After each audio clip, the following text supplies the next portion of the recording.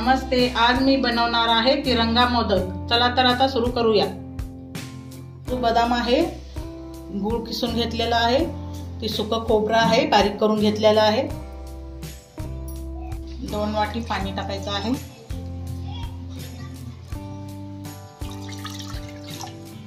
उकळी आलेली आहे, त्यामध्ये 1 चमच तूप टाकून घ्यायचं आहे।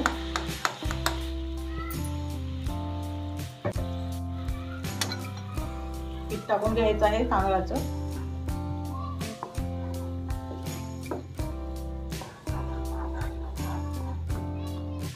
दोन मोठ्या पाणी असल्यामुळे 2 वाट्याच पीठ टाकून घेतलेलं आहे। बंद करून घ्यायचं आहे। ह्याला वाफवून घ्यायचं आहे थोडा वेळ। पीठ थंड होईपर्यंत आपण इकडे सारण तयार करून घेऊया।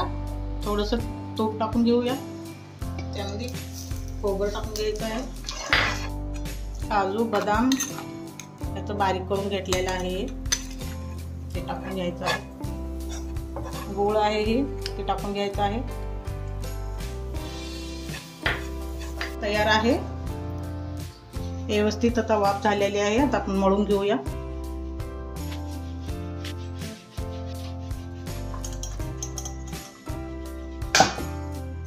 हे तांबे घेऊन तांब्यानं असं करून घ्यायचं आहे।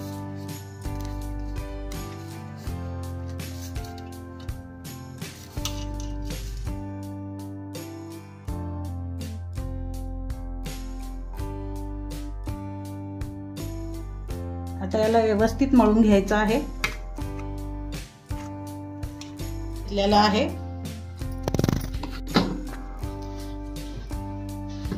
3 भागामध्ये आता करायचं आहे पीठ। यामध्ये कलर मिक्स करून घ्यायचा आहे।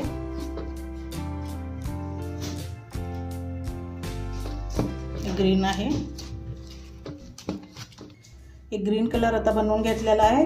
हा पण आता आपण केशरी कलर बनवून घ्यायचा आहे। आता मोदक बनवायला सुरू करूया। ही साशा आहेत, याच्यात 3 बनवू शकतात एका टायमाला। हे एक आहे,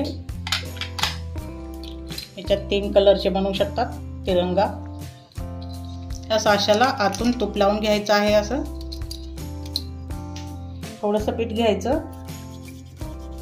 अशा प्रकारे बनवून घ्यायचं आहे। अशा प्रकारे हे बनवून घेतलेलं आहे। हे ठेवायचं आहे, नंतर व्हाईट ठेवायचं आहे, नंतर ग्रीन ठेवायचं आहे,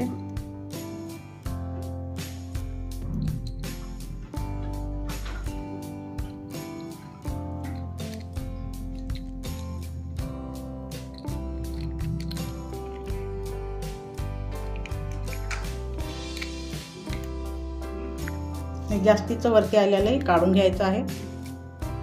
एक पाठीमागलचं पण आतमध्ये असं दाबून घ्यायचं आहे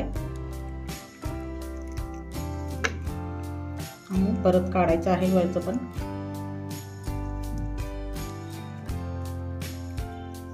त्यामध्ये असं सारण भरायचं आहे।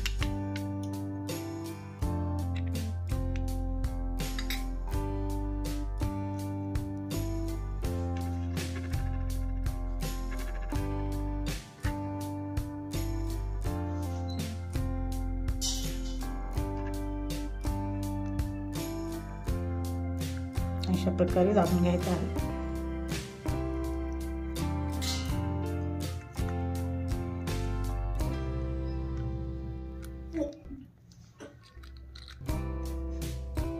अशा प्रकारे बनवून घ्यायचे आहे सर्वच मोदक।